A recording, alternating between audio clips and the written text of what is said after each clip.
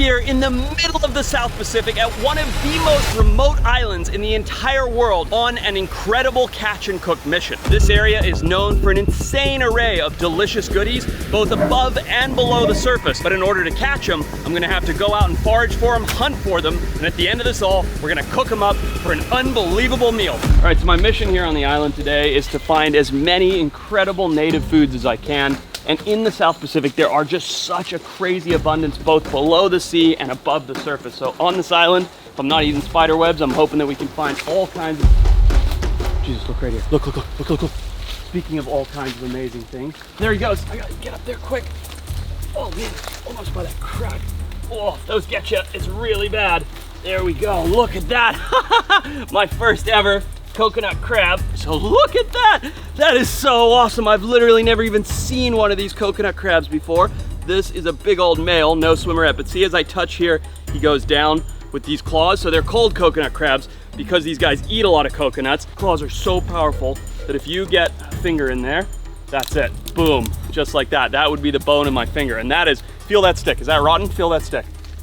No. You can't break that. That's a hard stick. Yeah, exactly. So that would be the bones of my finger, and that's what they use to open coconuts. And it's said that these guys are unbelievably delicious. Oh my God, and so insanely powerful. So that is it. That's our first catch of what is going to be an absolutely wild, remote island, jungle, ocean catch and cook. Let's go. Some of the local food found around these islands include local nuts, freshwater crawfish, delicious fish, and eggs from a really unique bird. This beautiful down tree over here with all the ferns growing on it. And look at this, it looks like the sand's all disturbed right here. So somebody's been digging through here and you can see, oh, yep.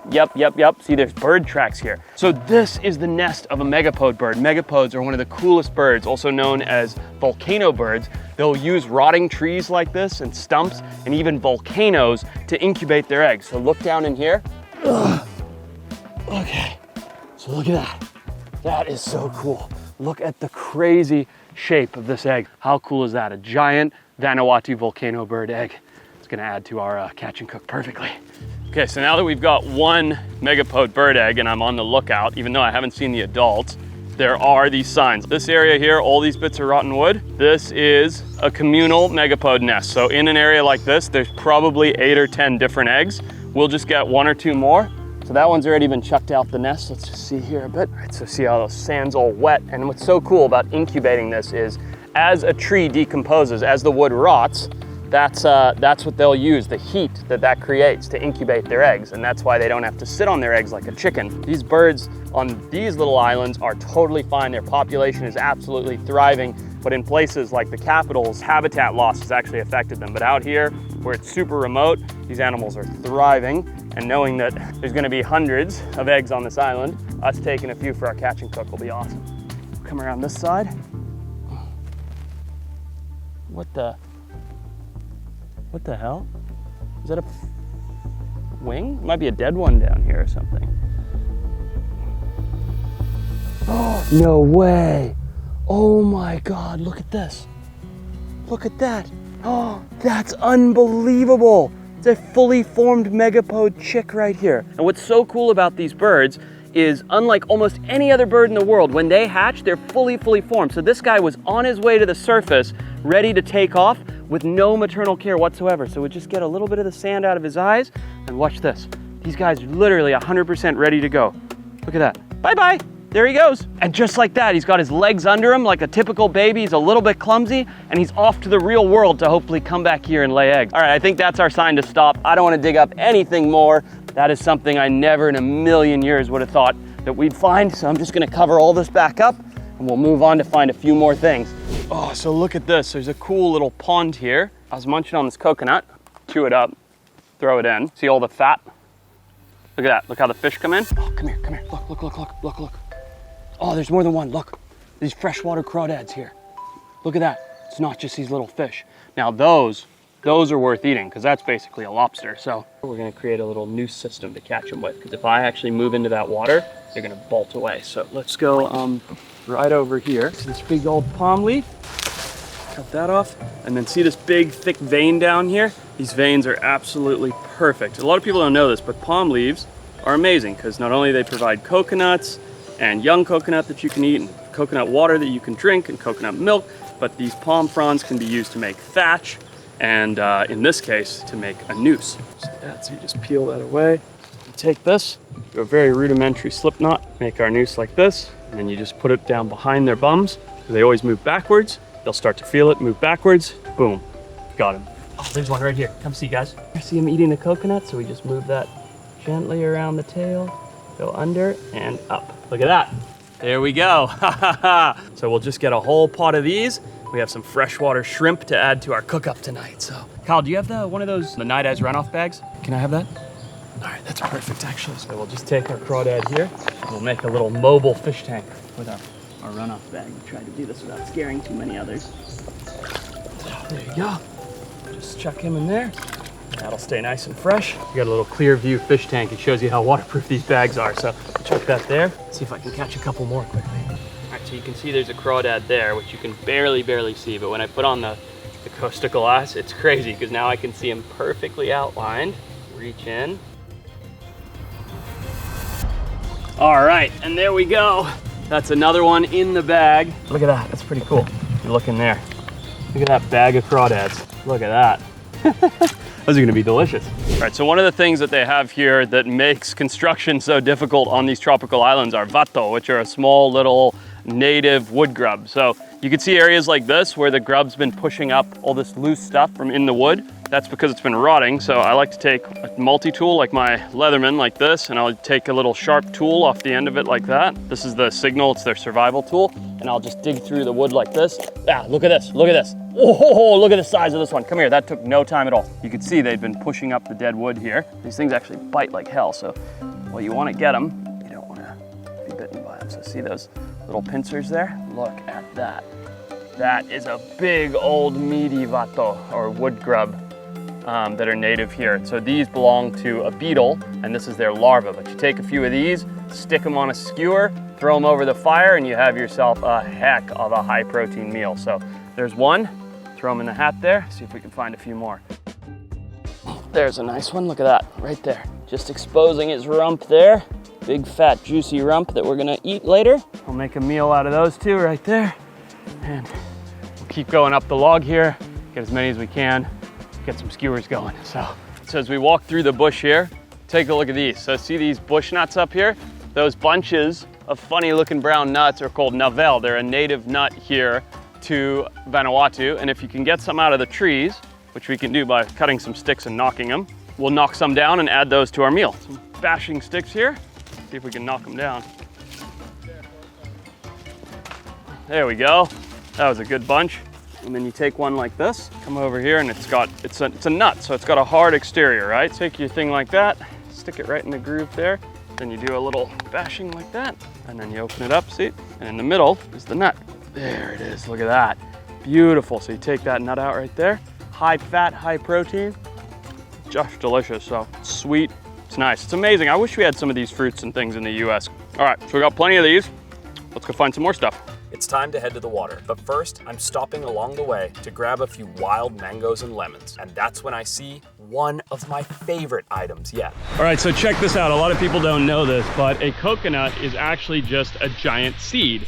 And so when a coconut drops its coconut, that seed oftentimes will drift along the ocean until it lands on a beach like this. Now, what you can see here is a young coconut. It's starting to sprout. It's got its first young leaves and its roots coming out. But believe it or not, as delicious as drinking a coconut is or eating white coconut flesh is, the best coconut you can get are these young sprouted coconuts like this. So I'm just gonna follow along this tide line, and anywhere there's a coconut washed up like this that's come in on the tide, it's gonna be a young coconut trying to colonize a new island. So we're gonna collect as many of these as we can get for our catch and cook. With a bunch of items already gathered, it's time to get in the ocean and catch the main course in some of the most beautiful water I've ever seen. The reef here in the South Pacific is teeming with all kinds of beautiful corals and fish. I'm on the lookout for whatever I can manage to get a good shot at. I'm only gonna get enough fish for me and a few of my crew for today. I see the perfect target fish in the distance. And that's when I line up my shot.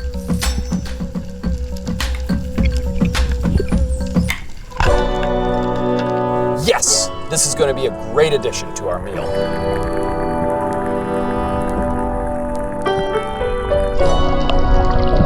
Woohoo! There we go.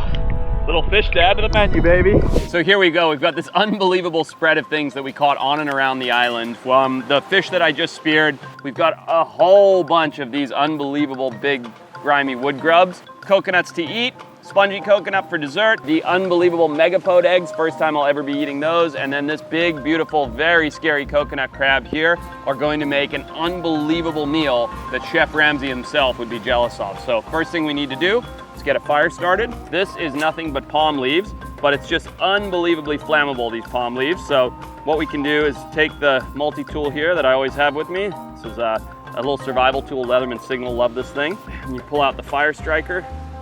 Oh, there we go. See the ember going? You just take that, tilt that up, balance that out like that. Now that that's starting to go, I've worked up quite the thirst here. Fortunately, we got a bunch of coconuts and we have them all ready to go here for a nice drink. So I've just popped the top off here. Look at that. That's as good as it gets right there.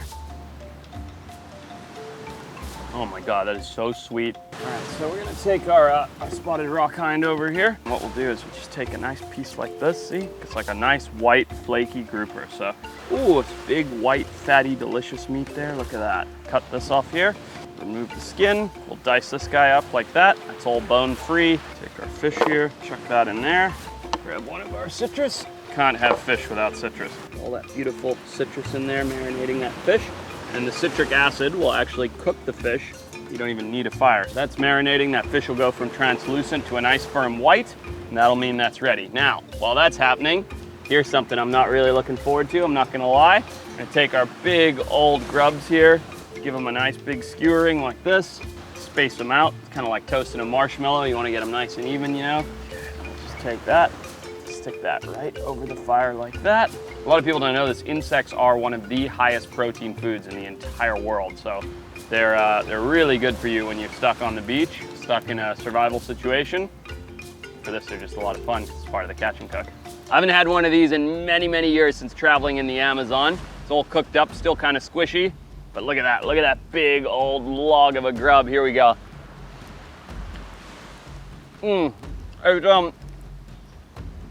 It's not great. Here you go, pal. Have a bite. What do you think? Go on. Nice big bite. Oh. Yeah, come on. It's not so bad. What do you think? Not great. All right. Well, yeah, nutty. Okay, Tommy, I saved the best part for you. The part with the head on it. Yep. The whole thing. Go on, get it down. What do you think of that? Not good. Well, you gotta eat it. Attaboy. Didn't know that was part of the job description, did you? These crawdads, these freshwater shrimp, you can actually purge them and season and cleanse them at the same time. So if you go down to the water, get a little salt water, like we're doing right here, and then start popping them in there. And what's interesting is, because these things are not made to go in salt water, they will actually purge now. They will throw up all of their innards, which is the yucky, dark line that you get when you eat shrimp or crawdads, and they'll cleanse that. They'll get that all out, so by the time we cook them, they'll be clean and fresh as can be. All right, so let me add a little more water. All right, these bags have proved to be very useless. So those guys will get all the gross stuff out of their guts and then ready to go on the fire. All right, now let's prep the fish. So while those coals are getting ready here, I'm gonna take this beautiful goat fish that I shot. Actually gonna take the scales off so he cooks nice and evenly. So in Hawaii, these goat fish are an absolute delicacy. See where they get this funny little chin barbels? Aren't they interesting fish? And they use those to dig around, feel in the sand for little crustaceans, which is what they eat, which is what makes them so delicious. I might just take his head off actually, just for space, even though there's a lot of good flavor in there. Wrap that up, make a nice little pocket. So that'll steam the fish, you see. Use a vine here that came off of the trees. For the other one, I'm going to take the fish, take the fillet off here. I'm going to take some of our nungai here, which are some of the nuts that we collected. And then we'll take our nungai here. Wow, that's how hard the nut is. It's harder than the rock. There we go. Take that. We're going to season our fish with a bit of that. A bit of citrus going on there. That'll cook and steam in there. All right, we got our 2 bits of fish ready. Now, our crawdads in our most unconventional crawdad tank. They should be nice and purged by now, ready to go. So we can take them, throw them right on the fire. You'll see they'll start turning red pretty quickly. Those are cooking up nicely there. All right, so now it's time to cook our very cool, very weirdly shaped megapode eggs. So we're gonna do that by making a little purse like that. Everything goes in these noni leaves. It keeps the outside from burning. And then we have one egg ready to go in our fire there. All right, ready for the big moment here? I feel a bit guilty, to be honest, doing this. They're such interesting animals, but I've heard they're one of the most delicious things in the world. So, you know, I think it's time for our coconut crab and me to experiment with eating one because I'm very excited by it. So here he goes. Right onto the fire. Dead pretty much immediately, which is good. All right, pull our fish off here. Oh, it's hot as can be. Oh, and the fish looks good as anything. Oh, look at that. Skin peels right off. Take our piece of fish. Beautiful. Get all the skin off. Look at that. Oh, this is gonna be so good. And we'll grab our little yabbies here, our crawdads. Pull these guys off. Ow, hot. All right, banana right here. That's my nice roasted plantain. Doesn't that just look like a stick? Isn't that funny? Somewhere inside of there is a roasted banana, see? Look at that. And this kind of acts, these plantains act like a potato really, like it's much more starchy than it is, you know, banana-y. It's really nice and kind of like I say, like a potato. Look at these beautiful island mangoes here. Put that on the board. All right, we'll bring our ceviche in here, which has been marinating, and you can see the fish has turned a nice opaque color, so that's cooked through. All right, cannot forget the most important thing here, which is the dessert. Oh, there it is right there. Look at that. That is our coconut cotton candy, our sprouted coconut. See that? But that is so good right there. Look at this unreal feast that we have here. From these little crawdads, gonna take a bite right now. Look at that. So good. Bit of starchy banana. Thing I'm most excited to try for the first time ever, megapode bird egg. Wow, that's amazing. That's so good. Oh my God. I would take that over a chicken egg every single day. It's like soft, beautiful, fluffy scrambled eggs. Holy crap, that is so good. Our fish, we have both ceviche and grilled fish. The ceviche you can see has turned a nice opaque color. And then our grilled fish here, which I'm really excited to have. I love goat fish, one of my absolute favorites. Perfectly cooked. Oh, look at that. White, flaky. Pull the bones out there. Look at that. Oh my God.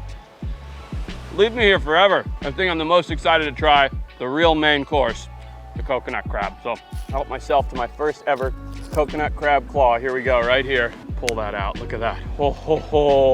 Oh, if you're not jealous at home, you should be, because look at that size. Oh my God, it's still so hot of that amount of crab coming out of this claw. And that's not even the nipper, that's just one of the legs. Look at that. Oh, a little bit of lemon, a little bit of wild lemon.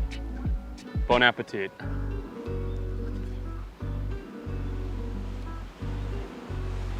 Come on, come on.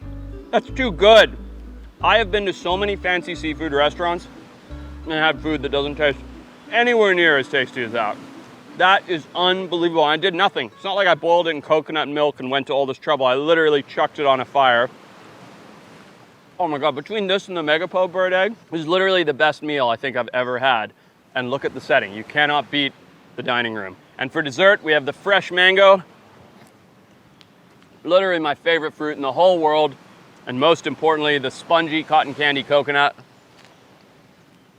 Guys, this is the best food on earth. I hope you guys enjoyed. I'll do many more catch and cooks if you enjoyed it, because I absolutely love it. Bon appetit.